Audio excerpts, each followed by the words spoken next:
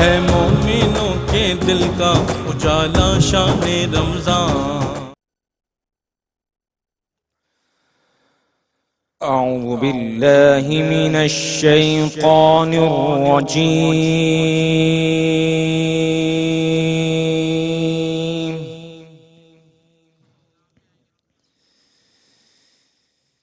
بسم اللہ الرحمن الرحیم۔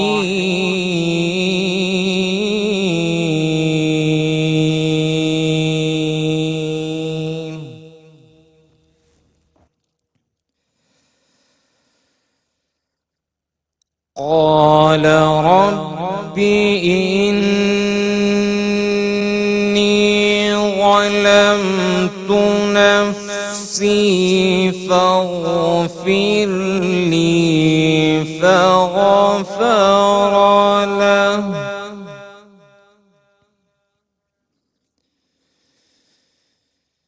إنه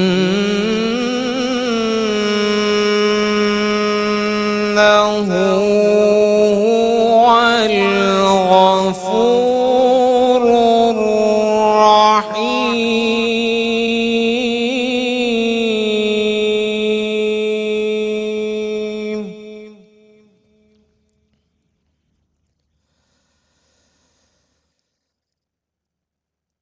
قال رب بما أنعمت علي فلن أكون ظهيرا للمجرمين۔ اللہ اکبر۔ قال رب إني ظلمت نفسي فاغفر لي فغفر له إنه هو الغفور الرحيم۔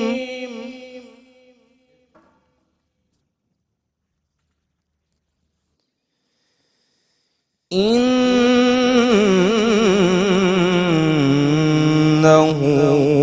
هو الغفور الرحيم۔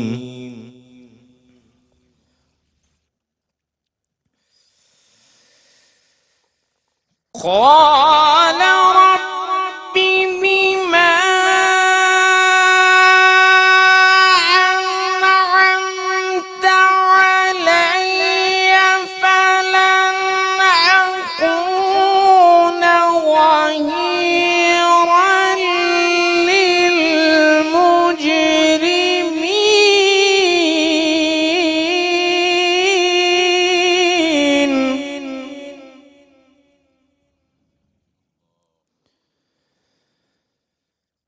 قال رب بما أنعمت علي فلن أكون ظهيرا للمجرمين۔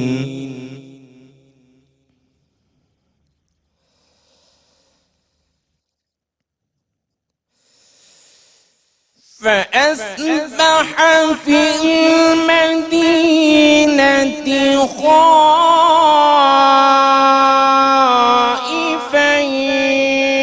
يترقب فإذا الذي استنصره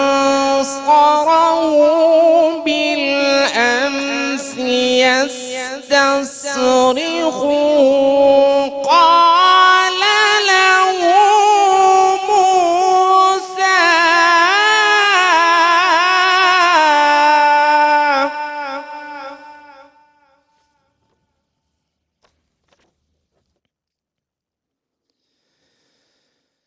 فأصبح في المدينة خائفا يترقب فإذا الذي استنصره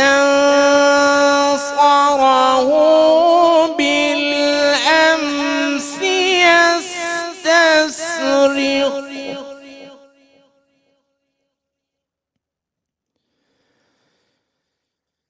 قال له موسى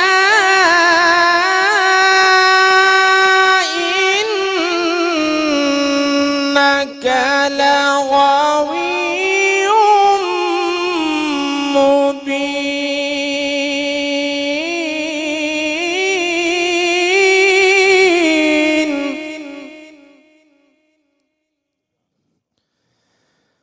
قال له موسى إنك لغوي مبين صدق الله العلي العظيم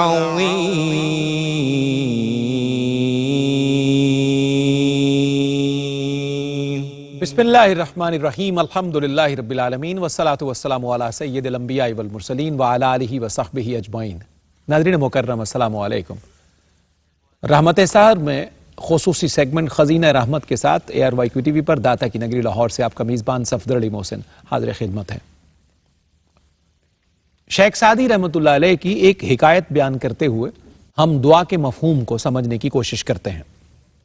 ایک درویش ساری رات عبادت کرتا رہا، صبح ہوئی تو اس نے دعا کے لیے ہاتھ اٹھائے اور اپنی حاجات اپنے رب سے بیان کرنے لگا۔ دعا مکمل ہوئی تو غیب سے آواز آئی، تیری دعا قبول نہیں ہوگی، فضول وقت برباد نہ کر۔ دوسری رات بھی درویش عبادت میں مشغول رہا اور صبح کے وقت دعا کے لیے ہاتھ اٹھائے، اس مرتبہ بھی وہی آواز آئی کہ تیری دعا قبول نہیں ہوگی، اپنا وقت برباد نہ کر۔ الغرض تیسری رات بھی یہی معاملہ اور ماجرا رہا۔ اس فقیر کے ایک مرید کو یہ بات معلوم ہوئی کہ میرے شیخ کی دعاؤں کو ہاتف غیبی نے رد کر دیا ہے، تو وہ اپنے شیخ کی خدمت میں حاضر ہو کر عرض کرنے لگا، جب آپ کو معلوم ہو چکا ہے کہ دعا قبول نہیں ہوگی تو کیوں مشقت اٹھاتے ہیں؟ درویش نے اپنے مرید کی یہ بات سنی تو وہ زار و قطار رونے لگا، آنکھوں سے آنسو رواں ہو گئے۔ وہ گلوگیر لہجے میں بولا، تو ٹھیک کہتا ہے کہ مجھے دھکتار دیا گیا، میری دعائیں رد کر دی گئیں، لیکن میں کیا کروں کہ اس دروازے کے علاوہ کوئی دوسرا دروازہ بھی تو نہیں ہے۔ اگر اس کی رحمت نے میری طرف توجہ نہیں بھی کی تو میں اس کا در چھوڑ کر کہاں جاؤں گا، میرا تو کوئی اور ٹھکانہ بھی نہیں ہے۔ ناظرین، اللہ کے مخلص اور دانا بندے کبھی بھی اپنے کریم رب سے ناتا نہیں توڑتے۔ وہ کسی بھی حالت میں کسی کو بھی اپنا حاجت روا خیال نہیں کرتے، چاہے وہ بامراد رہیں یا نامراد۔ ان کی پیشانی صدا مالک حقیقی کی چوکھٹ پر ہی سجدہ ریز ہوتی ہے۔ اگر دعا بظاہر قبول نہ بھی ہو تو وہ اپنے مالک سے بے نیاز نہیں ہوتے اور نا امید نہیں ہوتے، بلکہ اپنی خامیوں سے آگاہ ہو کر پھر دست دعا بلند کر دیتے ہیں۔ اللہ کریم ہمیں دعا کے رستے کا مستقل مسافر رکھے اور دعا مانگنے کا سلیقہ، طریقہ، کرینہ اور آہنگ ہمیں ہمیشہ نصیب فرمائے۔ آئیے بڑھتے ہیں اپنے معزز مہمانوں کے خیر مقدم کی جانب۔ صحیفہ نور کی آیات کی تلاوت سے ہماری آج کی ٹرانسمیشن کا آغاز کیا ہے۔ گوجرانوالا سے ہمارے مہمان قاری قرآن محترم قاری جواد اقبال نقشبندی نے۔ السلام علیکم۔ وعلیکم السلام ورحمۃ اللہ۔ قاری صاحب بہت شکریہ تشریف آوری۔ جزاکم اللہ خیر۔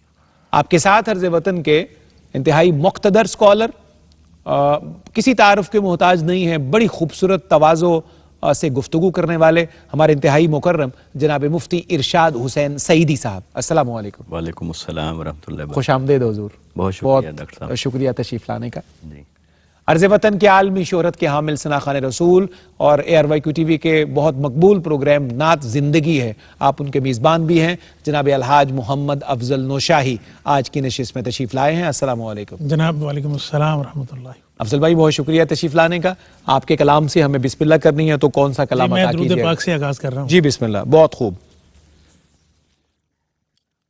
اللہم صل علی سیدنا و مولانا محمد، اللہم صل علی سیدنا و مولانا محمد، اللہم صل علی سیدنا و مولانا محمد وعلى سيدنا علي وسيدتنا فاطمة وسيدتنا زينب وسيدنا حسن وسيدنا حسين وعلى آله وصحبه وبارك وسلم، اللهم صل على سیدنا و مولانا محمد۔ تیری رحمتوں کا دریا سریام چل رہا ہے، تیری رحمتوں کا دریا سریام چل رہا ہے، مجھے بھیک مل رہی ہے آقا، مجھے بھیک مل رہی ہے، میرا کام چل رہا ہے، اللہم صل علی سیدنا و مولانا محمد۔ یہ چاند اور ستارے، یہ سلسلے جہاں کے یہ چاند اور ستارے، یہ سلسلے جہاں کے تیرے قدموں کی بدولت، تیرے قدموں کی بدولت یہ نظام چل رہا ہے، اللہم صل علی سیدنا و مولانا محمد۔ بھیجیں اگر درود تو ملتا ثواب ہے، بھیجیں اگر درود تو ملتا ثواب ہے، کہیے اگر سلام تو، کہیے اگر سلام تو آتا جواب ہے، اللہم صل علی سیدنا و مولانا محمد وعلی سیدنا علی وسیدتنا فاطمہ وسیدتنا زینب وسیدنا حسن وسیدنا حسین۔ سبحان اللہ، سبحان اللہ۔ نوشاہی صاحب سلامت رہیے۔ مکرم ناظرین، ہمیں بڑھنا ہے ایک وقفے کی جانب۔ میں عرض کرتا چلوں کہ واپس آتے ہیں تو گفتگو کا آغاز ہوگا قبلہ مفتی صاحب سے، اور آج کی نشست میں بھی ہم سیدنا موسیٰ کلیم اللہ علیہ السلام کی دعاؤں سے اکتساب فیض کریں گے۔ ایک مختصر وقفہ۔ ناظرین خوش آمدید، آپ کا خیر مقدم ہے داتا کی نگری لاہور سے۔ پروگرام رحمت سحر اور خصوصی سیگمنٹ خزینہ رحمت، سیدنا موسیٰ کلیم اللہ علیہ السلام کی دعاؤں سے، ان کے ذکر خیر سے ہی ہم آگے بڑھیں گے، گفتگو کا آغاز کریں گے، لیکن سب سے پہلے خیر مقدم ہے، سلام عرض کرتا ہوں جناب علامہ محمد شہزاد مجددی صاحب کی خدمت میں۔ السلام علیکم۔ وعلیکم السلام جناب خوش آمدید، تشریف آوری کا بہت شکریہ۔ بہت محبت۔ مفتی ارشاد حسین سعیدی صاحب سے گفتگو کا آغاز کرتے ہیں۔ مفتی صاحب قبلہ، دعا کا ایک ٹکڑا میں عرض کرتا ہوں جو موسیٰ علیہ السلام اللہ کی بارگاہ میں عرض کر رہے ہیں، ربی انی ظلمت نفسی فاغفر لی، اے میرے رب بے شک میں نے اپنی جان پر زیادتی کی، سو تو مجھے معاف فرما دے۔ یہاں کس معافی کی بات کی جا رہی ہے؟ سیدنا موسیٰ کلیم اللہ کی جانب سے ارشاد فرمائیے گا۔ جی بہت شکریہ محترم صفدر علی محسن صاحب، اللہ تبارک و تعالی ہماری اس نشست کو اپنی بارگاہ میں قبول فرمائے۔ الہی آمین، اللہم آمین۔ حضرت موسیٰ علیہ السلام وہ جلیل القدر پیغمبر ہیں کہ اللہ تبارک و تعالی نے سب سے زیادہ جن کا ذکر فرمایا قرآن مجید میں، وہ حضرت موسیٰ علیہ السلام، اللہ اکبر، اور آپ کی قوم کا تذکرہ بھی اسی طرح کثرت کے ساتھ آیا ہے۔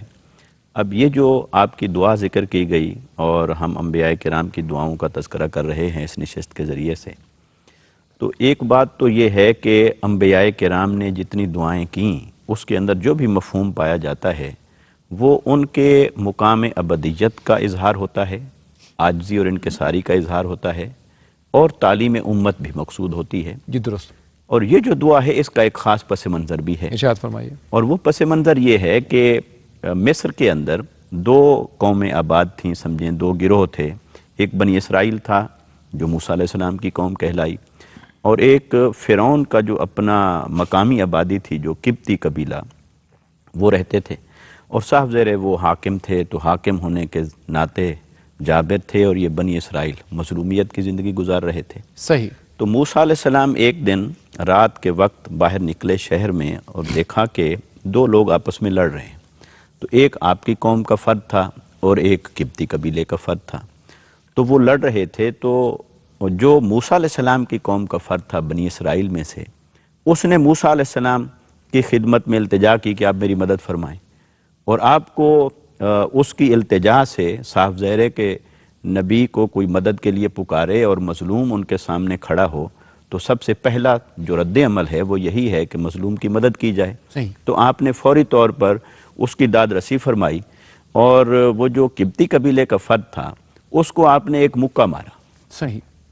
تو وہ قرآن مجید نے بڑے خوبصورت انداز میں اس مقام کو بیان فرمایا، فَوَقَذَهُ مُوسَىٰ وَقَضَىٰ عَلَيْهِ، اللہ، موسیٰ علیہ السلام نے اسے مکہ مارا اور اس کا قصہ تمام کر دیا، اور وہ مر گیا موقع پر، تو لہٰذا اب وہ قتل ہو گیا، اور صبح اٹھے تو پھر وہ ساری اس کی کہانی شروع ہو گئی کہ قتل ہو گیا اور موسیٰ علیہ السلام نے کیا، تو یہ بات بھی بعد ازاں ظاہر ہوئی۔ اب یہاں اس پس منظر میں موسیٰ علیہ السلام کا یہ دعا کرنا کہ رب انی ظلمت نفسی، کہ اے باری تعالیٰ میں نے اپنی جان پر ظلم کیا۔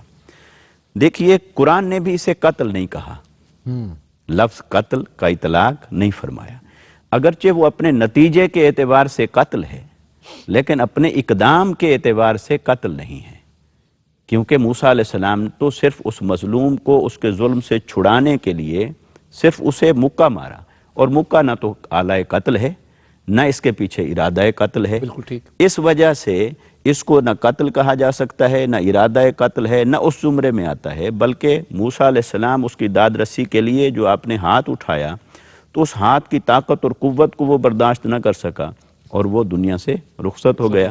تو اس عمل کو قرآن مجید نے کہا وَقَضَىٰ عَلَيْهِ، انہوں نے اس کا قصہ تمام کر دیا، تو لہٰذا موسیٰ علیہ السلام تو بری ذمہ ہو گئے اس سے، کیونکہ آپ کی نیت اور ارادہ ایسا نہیں تھا، نہ اقدام ایسا تھا، نہ آلہ ایسا تھا، تو لیکن اس کے باوجود جو ہو گیا اس کے لیے عرض کی کہ ظلم تو نفس، ہائے ہائے اللہ، میں نے اپنی جان پر ظلم کر لی۔ ہائے ہائے ہائے، اور یہی دعا کے کلمات حضرت ابراہیم علیہ السلام کے بھی ہیں، ربنا ظلمنا انفسنا وان لم تغفر لنا وترحمنا لنکونن من الخاسرین۔ تو لہٰذا اللہ کی بارگاہ کے ساتھ تعلق ابدیت کا تقاضا یہ ہے کہ کچھ ہو جائے تب بھی معافی مانگیں، اور کچھ نہ ہو جائے تب بھی اس کی بارگاہ میں معافی مانگیں، کیونکہ اسے معافی مانگنے والے بندے پسند ہیں۔ شاہ سبحان اللہ، بہت شکریہ مفتی صاحب قبلہ۔ علامہ صاحب قبلہ، آیت کا ایک اگلا ٹکڑا جو ہے یہ آیت نمبر 16 سورہ القصص کی اور 17 کی طرف ہم بڑھتے ہیں، جس کا ترجمہ ہے کہ اے میرے رب تو چونکہ تو نے مجھ پر انعام فرمایا ہے سو اب میں کبھی مجرموں کا مددگار نہیں بنوں گا. سبحان اللہ. بڑا دعوت فکر دینے والا یہ ٹکڑا ہے. تو اس کا پس منظر تو ابھی بیان بھی ہوا, تو میں چاہتا ہوں کہ آپ اس کی مزید وضاحت کیجئے تاکہ یہ معاملہ سارا کھل جائے ہمارے اذہان بسم پر. اللہ الرحمن الرحیم. الحمدللہ رب العالمین والصلاة والسلام علی اشرف الانبیاء والمرسلین وعلی آلہ وصحبہ اجمعین. یہ اصل میں آپ کے سوال کا جواب ہے. جی بالکل ٹھیک. یہ جو دعا ہے جی بالکل صحیح. اور موسیٰ علیہ السلام خود ہی دے رہے ہیں, واہ واہ. چونکہ واقعہ ان کے ساتھ پیش آیا, ان کے ہاتھوں پیش آیا. اب یہاں کوئی گواہ نہیں ہے, کوئی عدالت نہیں ہے. کیس بھی موسیٰ علیہ السلام پر ہے, وکیل بھی وہ خود ہیں, جج بھی وہ خود ہیں. اللہ اکبر. ہائے ہائے ہائے. واہ واہ واہ. اب یہاں جو باریک چیز اندر چھپی ہوئی ہے, انہی آیات میں چھپی ہوئی ہے, بس اس کو ہم نے دیکھنا ہے کہ ایک مقبول بارگاہ ہستی ہے جناب سیدنا موسیٰ کلیم اللہ علیہ نبینا علیہ الصلوۃ والسلام. اللہ کے لاڈلے ہیں, کلیم ہیں, اللہ کے پیارے ہیں, اولو العزم رسول ہیں, صاحب کتاب ہیں. واقعہ ان کے ساتھ پیش آ گیا. اس کے پیچھے ایک چھپی ہوئی چیز یہ تھی کہ وہ جو اسرائیلی تھا نا, وہ ہم قوم تھا. یہ درست ہے. اسی لیے تو اس نے پکارا. جی ظاہر. تعلق والے کو کوئی پکارتا ہے نا. بالکل ایسے ہی. قبطی جو تھا مخالف سائٹ کا آدمی تھا.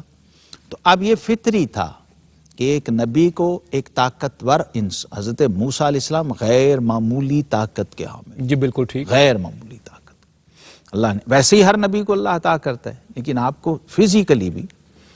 عصائے موسوی تھا, عصا نہ ہو تو کلیمی ہے کار بنیاد, اقبال نے.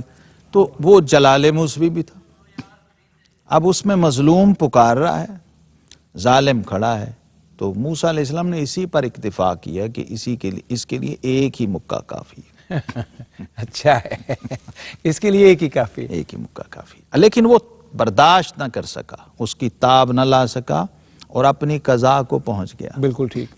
اس لیے اللہ تبارک و تعالیٰ نے قضا کا لفظ, ہاں یہ الفاظ آ گئے کہ وہ جو اس کے نصیب میں تھا وہ اس کو مل گیا.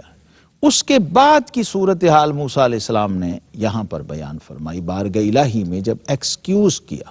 اب اس کے جو آفٹر ایفیکٹس آئے نا, اس کی وجہ سے موسیٰ علیہ السلام کو مصر چھوڑ کے مدین جانا پڑا. اللہ اکبر. کیس بن گیا, تعقب شروع ہو گیا, پروپیگنڈا شروع ہو گیا. جی درست. اب اس پروپیگنڈے کے اثرات میں اور اس کی زد میں جو چیز آ رہی تھی وہ نبوت تھی. صرف ذات نہیں تھی موسیٰ علیہ السلام, صرف شخصیت نہیں تھی. منصب جو تھا, جب اس پہ نظر گئی اور اس فعل پہ نظر گئی اور اس کے نتائج پہ نظر گئی, تو پھر اپنے رب کی بارگاہ میں یہ گزارش کی کہ مولا کریم, وہ جو بنی اسرائیل والا بندہ تھا وہ بھی کوئی بڑا کوئی نیک پاک آدمی نہیں تھا.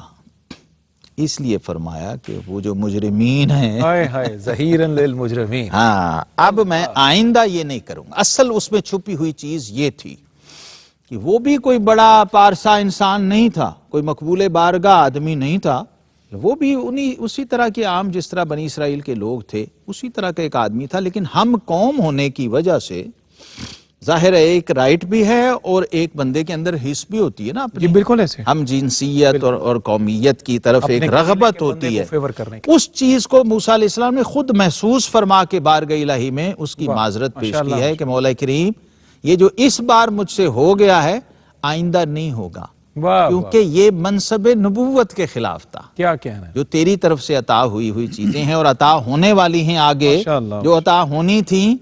اس لیے یہ انبیاء کرام علیہم السلام کا مستقل وتیرہ رہا, اور اس کو وہ انی ظلمت نفسی سے ہی تعبیر کرتے ہیں. اور پورا قرآن جو ہے ہمیں ان دعاؤں کے تناظر میں یہ میسج دیتا ہے کہ ہر گناہ کرنے والا شخص جو ہے وہ سب سے پہلے خود پہ ظلم کر رہا ہوتا ہے. اللہ, اس ظلم سے جو بچ جائے وہی کامیاب ہے. کیا کہنا ہے. بہت خوبصورت گفتگو مفتی صاحب قبلہ نے, علامہ صاحب نے فرمائی. اللہ کریم آپ کے علم و فضل میں اضافہ فرمائے. یا یہ کلام شامل کرتے ہیں یہاں پہ الحاج محمد افضل نشاہی ہیں, اور آپ کی ٹیم کے جوان بھی ان کے ساتھ موجود ہیں, عزیزم محمد حذیفہ نشاہی اور محمد عرفان نشاہی. آپ کا بھی خیر مقدم ہے. جی افضل بھائی بسم اللہ. اعلیٰ حضرت کا کلام ہے. جی بسم اللہ, خوب انتخاب. چمک تجھ سے پاتے ہیں سب پانے والے, چمک تجھ سے پاتے ہیں سب پانے والے, چمک تجھ سے پاتے ہیں سب پانے والے، چمک تجھ سے پاتے ہیں سب پانے والے، چمک تجھ سے پاتے ہیں سب پانے والے، میرا دل بھی چمکا دے چمکانے والے، میرا دل بھی چمکا دے چمکانے والے، مدینے کے خطے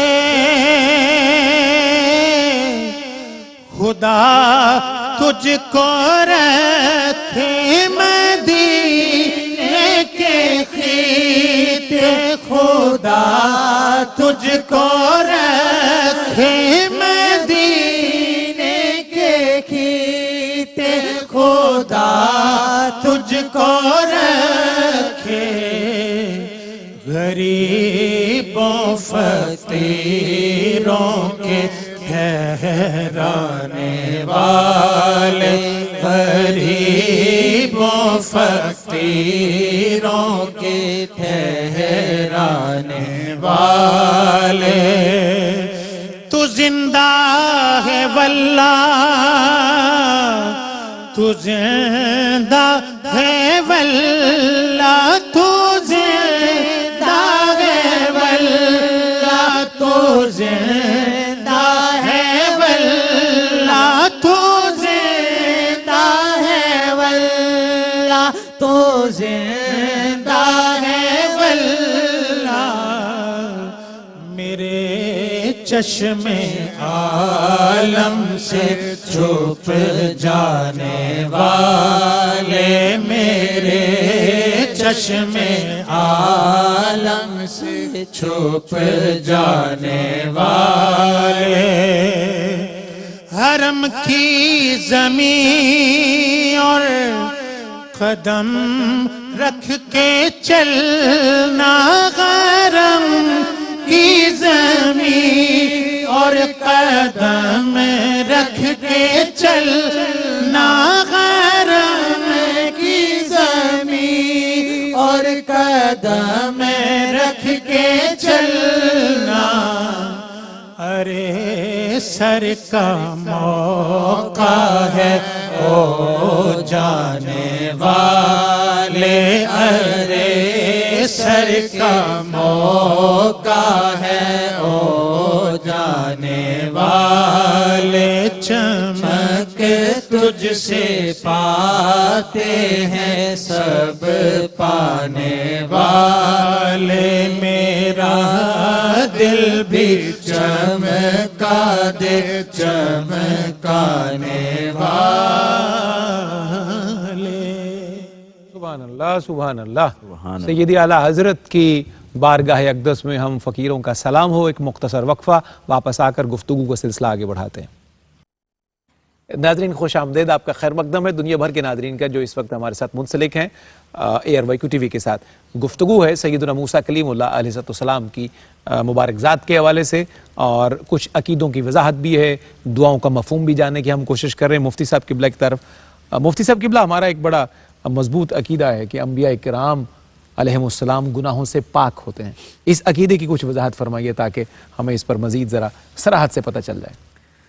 جی دیکھیے، اس ضمن میں دو لفظ استعمال ہوتے ہیں ہمارے کتب عقائد کے اندر، ایک ہے معصوم عن الخطا اور ایک ہے محفوظ عن الخطا۔ درست۔ معصوم عن الخطا کا منصب اللہ رب العزت نے انبیاء کرام کو عطا فرمایا ہے، جبکہ غیر انبیاء میں سے بہت سارے مقربین، حتیٰ کہ صحابہ کرام میں سے کئی مقدس ہستیاں، اہل بیت اطہار، تو ان کو اللہ تبارک و تعالی نے محفوظ عن الخطا کا منصب اور شان عطا فرمایا ہے۔ صحیح۔ اب یہ جو انبیاء کرام کے بارے میں عقیدہ ہے معصوم عن الخطا، اس کا مطلب یہ ہے سادہ لفظوں میں کہ ان سے کوئی گناہ نہیں ہو سکتا۔ صحیح۔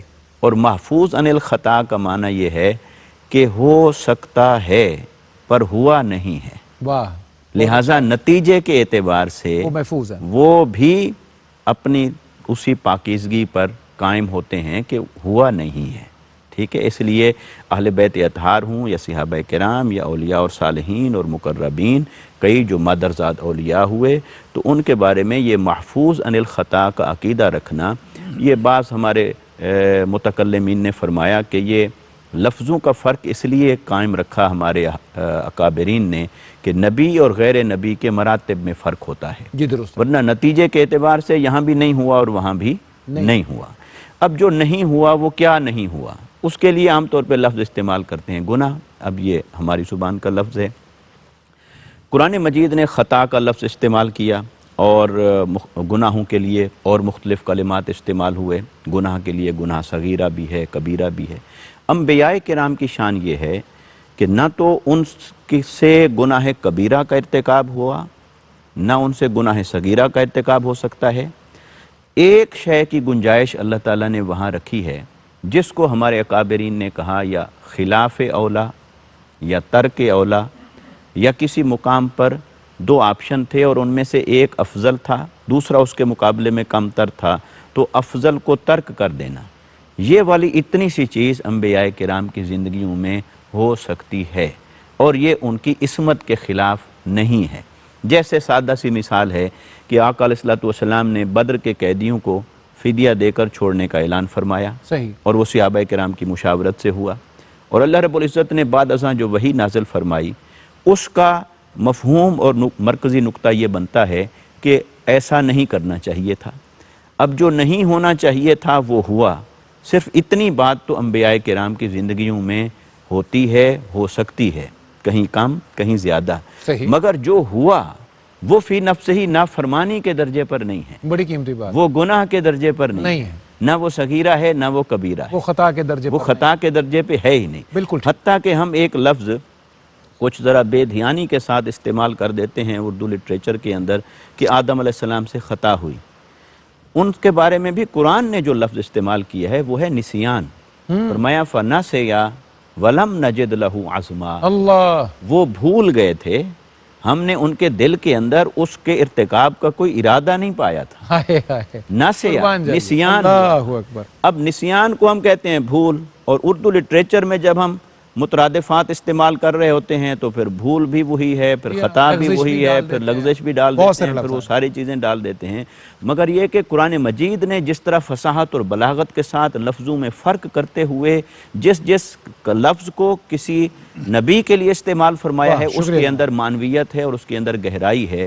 تو آخری جملہ کہ انبیاء کرام کو اللہ تبارک و تعالی نے ایسی شان عصمت عطا فرمائی کہ ان سے کسی نوعیت کا کوئی گناہ چھوٹا بڑا نہیں ہو سکتا. بہت شکریہ مفتی صاحب، بڑی صراحت سے آپ نے بیان فرما دیا. ماشاءاللہ.